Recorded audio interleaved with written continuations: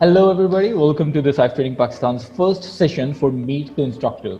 And today we are going to talk with Sir Suleiman Ansari. He is the spoken English instructor at the basic level. He teaches grammar in Cyber Training Pakistan.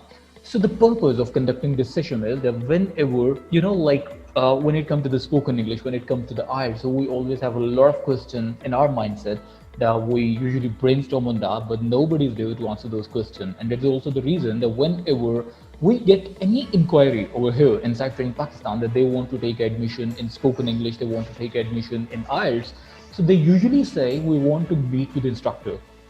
We want to have one session, one trial class with the instructor.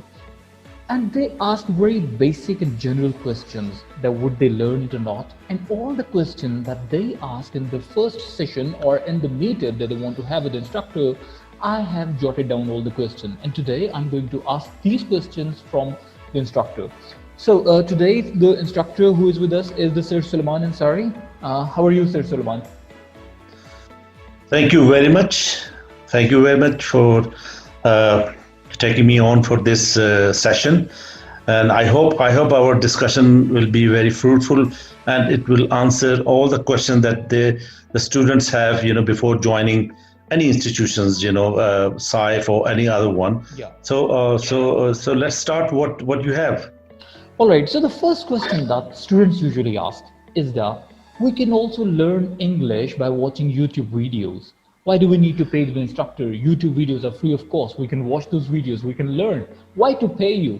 That's what they say. And why to come into classroom? Why to engage with the teacher? Why to interact with the teacher in an online session or maybe in a classroom? While we can watch the video simply and we can learn it through that. So what's your opinion on it?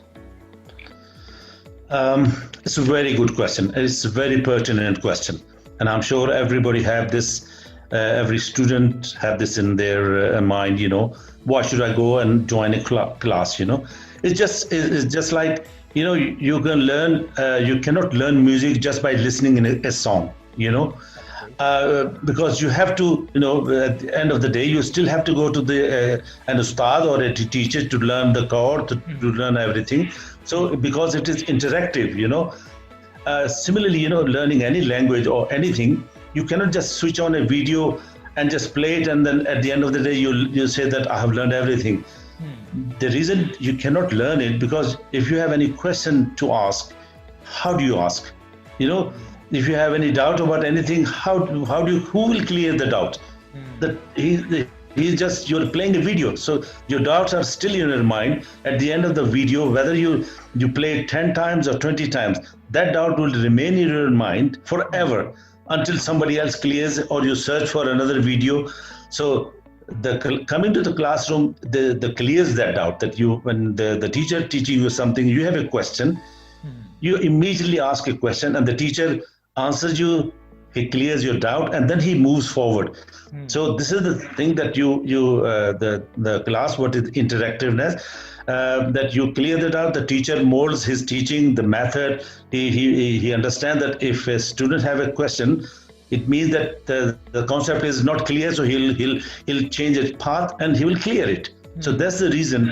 If the online teaching or the YouTube was the only way of teaching, then all the university will shut their doors and they will just record their lectures and throw it on the YouTube, and they say, okay, thank you very much, learn it. So this is what I feel, that classroom is very important. Interactiveness is very important. Yeah, and plus, if you need to ask any question after watching the video, so the person who is making the video usually says, if you have any question, ask in the comment box, and then just keep waiting for the reply. Or when you are interacting with the teacher live in a classroom or maybe in these online classes, so what happens? You can ask the question and you get the answer immediately.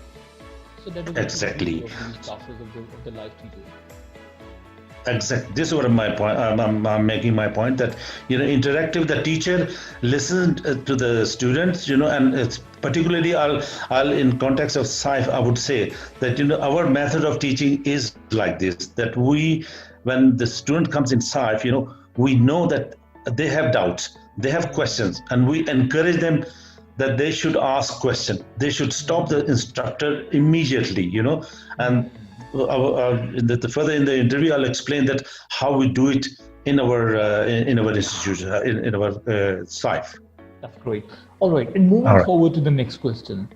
You know, there are institutions who are offering 1 month spoken English course, 2 month spoken English course, 6 months, 1 year. So, what is the exact duration in which a person can become the master in English? For instance, people usually ask this question: am I really going to learn English in 2 months only? That's a very general question. So, what do you think? What Um, duration is required to learn or get a strong grip in your English, or specifically in your spoken English? okay. It's very difficult to answer this question because every person that comes to any class, he has got different capabilities. His level is different. So I would never say that you learn in 2 months, you learn in 3 months, because that will be wrong to say, because that will be just like giving a wrong hope to a person. That Yeah. he comes to you, right? So we have to assess. We really have to assess his abilities, that where he stands now. So if this guy, his grammar is good, his vocabulary is perfect, and then we know that okay, this guy just needs some brushing, he needs some polishing. So we'll say okay, it might take 2 months, all right, and then you'll be perfect. He may have some confusion about some grammar rules, or he cannot speak. He's just shy of public speaking, so we'll train him just as public speaking. But if somebody comes, and he got a like intermediate level or something, and then he says, I want to write a book, or I want to write an essay, obviously I would say sorry, 2 months is not good enough. You need a thorough grammar, you need a thorough understanding of English language. You should read, you should listen, you should practice. So it's not just a flat 2 months, 3 months, 5 months. That will be totally wrong, and that will be dishonest. Basically, I would say it is dishonest. So Yeah. we assess the person, and then we tell him that okay, you need 4 months, and that in that 4 months we understand that this is the level, and the teacher or the instructor, they mold the course according to his need. So it's not just flat that we dump everybody in the same class, whether it is a matric pass or is the graduate, then we teach them in language. This is Yeah. not going to go like this, right? And it's just like when you go to the university, everybody has passed their A levels, and they put in the same class. It's not that they bunch together O levels and A levels and high level and low level in one class, then they teach them the master degree. No. So this is the way the every language, or our methodology is the same. We'll assess the level, and then we put them in a group according to their ability. Basically, in short, it's so simple that it depends. It varies person to person. So there Exactly. is a possibility that a person needs only 1 month of instruction. There is another person Yeah. that might be weak and he needs to get instruction for 6 months. So it depends on the person. It never depends Yes. Yeah. on the 100%. teacher or on the institution. So it also depends on the level of person. And other than that, it also happens that whenever they want to take admission, instead of going and meeting with the instructor, I believe they should also, basically they are also afraid of appearing in the assessment test. They never go for that. So the first thing should be So, they should assess themselves at what level they are, and once they right. get it, after that they will come to know that I need like the instruction for 6 months, I need instruction for 2 months. They will come to know about that. And obviously, meeting with Exactly. the instructor is also important, but assessment test is also important. Everybody I, applies I it. think we can. Yes, I think we can help them. Assessing their ability. We can give them a assessment test, and then we said, okay, your level is such. If they don't know themselves, if they cannot have a test, and they don't know about their own ability, they can come to us, and we can give them a test and say, okay, according to this test, your level is A, your level is B, your level is C. We can do it. Yeah. And just as you said, it's a two-way process. So it's not like you just need to assess the teacher. It's also about assessing your own self. Exactly. At Yes, what yes. level This teacher this stands and at what level you mm, yourself stand. you That stand. also matters. Yes. Okay. All right. All Another right. question, sir. Everybody is afraid of tenses. Everybody is afraid of grammar. So they usually say that how is it going to be? For instance, are you going to teach us the grammar or not? Is grammar really important for speaking or not? Because there is a one school of thought that say grammar is not important. And there is also another school of thought that says grammar is the most important thing. And we are confused somewhere in between. So what's your suggestion for that? And how do you take your students? Do you teach grammar in the beginning or do you just simply take them to the advanced level? Even they know the basic or they don't know the basic? Is it the same criteria for all the students? And how much grammar is important for you? Oh, okay. Yes. Uh, every student when they join the class, uh, you know, um, invariably they ask the same question. Why am I learning a grammar? Why am I learning grammar? So And boring. again, and it is boring. And my answer to this one is grammar is just like a brick. So when you building up some house or something like this, Or a a wall. brick at a wall, you put brick by brick and then you construct a wall. Yeah. You don't just leave some bricks and then you say, okay, it's okay, the wall is fine, and you leave some holes there. Hmm. All right. There is What no does, space it in the doesn't make wall. any, yeah, it doesn't make any difference if I remove two bricks from here. If I don't put bricks here because I save money, and at the end of the day, when the wall is complete, okay, fine for you, it's a wall. But the people who are looking around, they say, what the hell is this? There are holes in this. I mean, I can look across, and it's not a wall. It's not a house. It's not a something. So the grammar is a building block of the Hmm. language, of any language. Okay. Now there are. I agree with you that there are the school of thought that they say that grammar is not necessary. It's you just start an English. So how do you start? Still you have to start with the grammar. Hmm. If somebody come to me and say teach me English, I said okay. I have to teach you some basic rules at least. Hmm. So what I feel is that okay, to a certain extent, you can practice speaking. Hmm. Fine, you can start speaking, and some situational kind of dialogue you can learn, but at the end of the day, you will not feel confident. You will not feel confident at all to speak in front of the public or in front of somebody because deep down that I don't have a grammar. I don't have the basic of this language. Hmm. So the grammar gives you the confidence, number one. It gives you the confidence to say something correctly. So Hmm. if you feel that you don't have grammar, you will feel that you will not speak correctly. And at the end of the day, you will not feel at all. You will feel shy. You will just feel Hmm. shy to speak. So grammar is the thing that gives you the confidence, the backing, and the platform to speak. Okay, it might take 2 months to learn grammar, but once you learn grammar, then you take off. Is exponential growth. But if you just ignore grammar forever, you will be in this kind of limbo that that I don't know grammar. You feel I don't know grammar, and then you will not speak.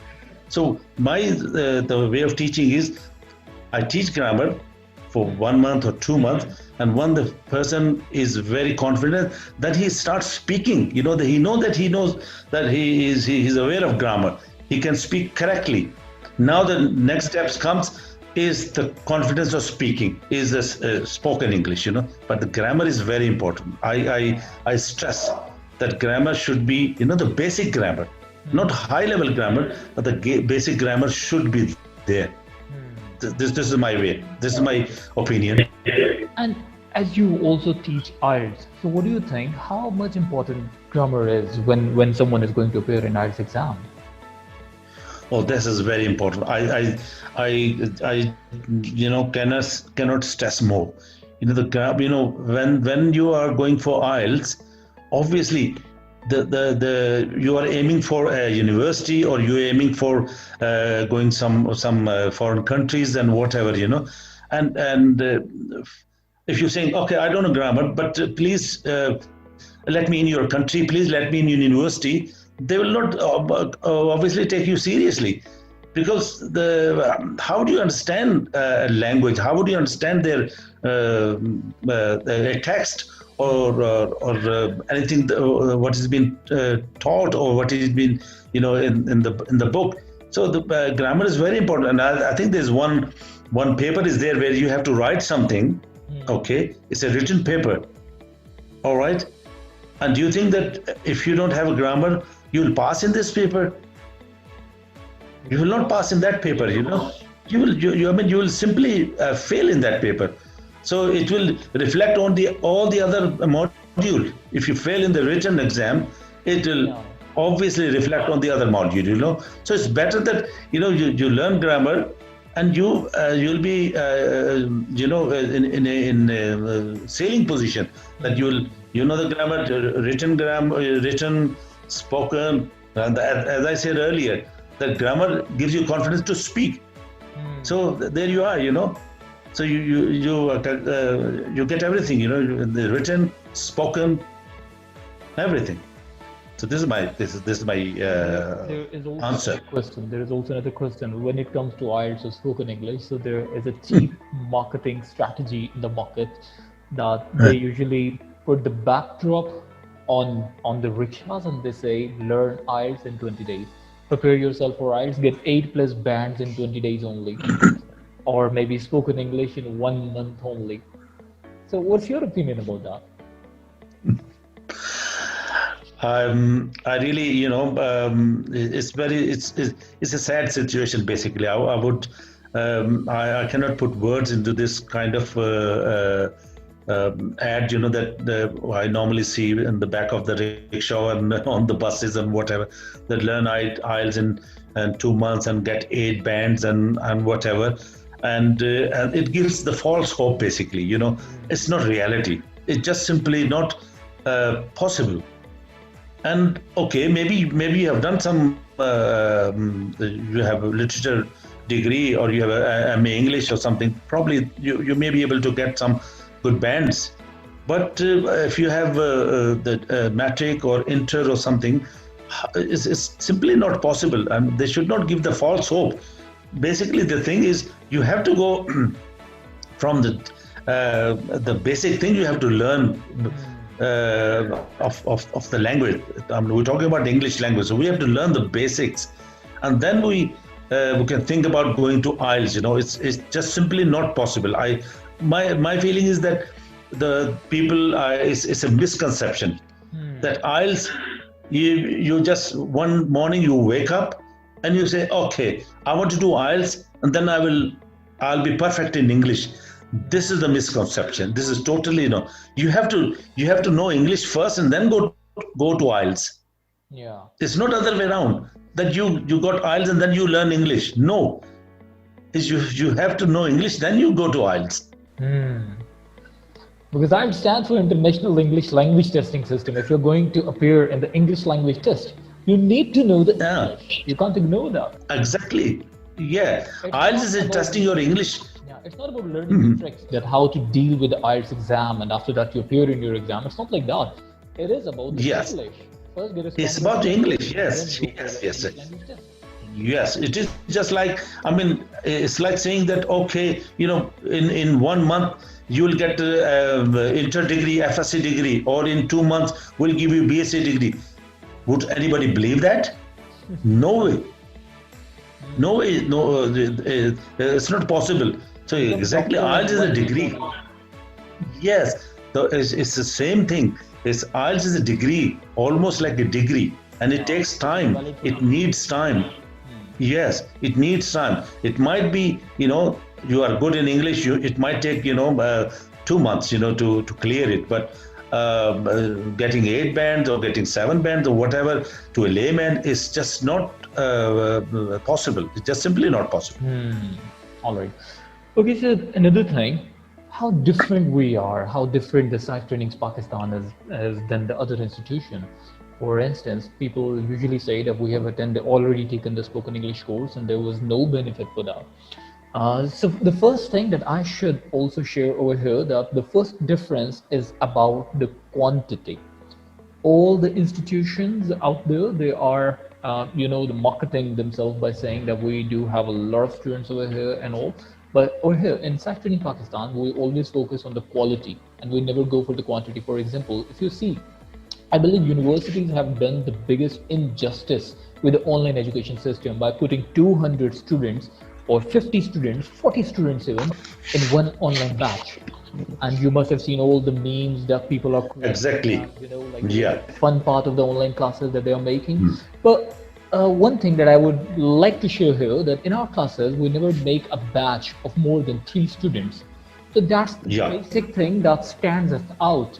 That this is the difference between the other institutions and sector in Pakistan. That we are only focusing on a 1 to 3 students batch.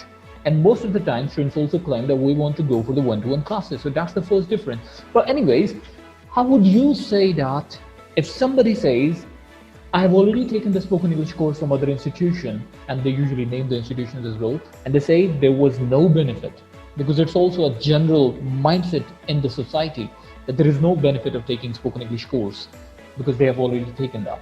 How would you justify that? Okay.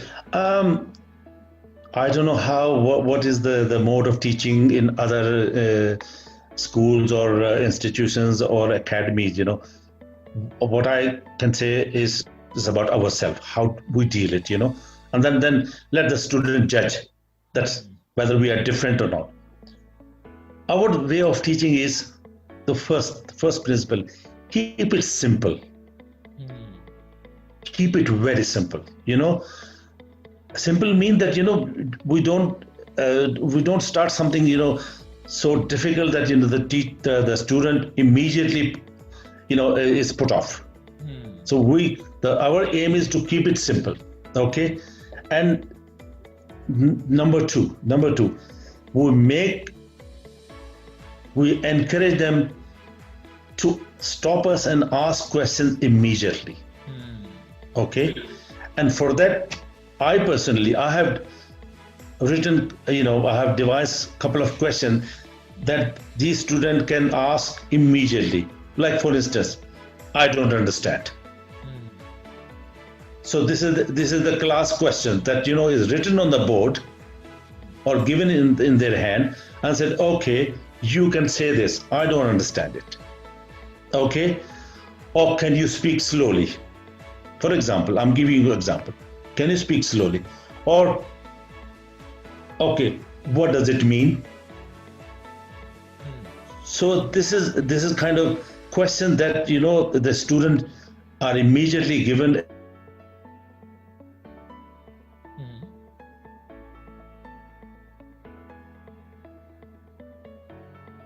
as a spoken English, how to ask questions,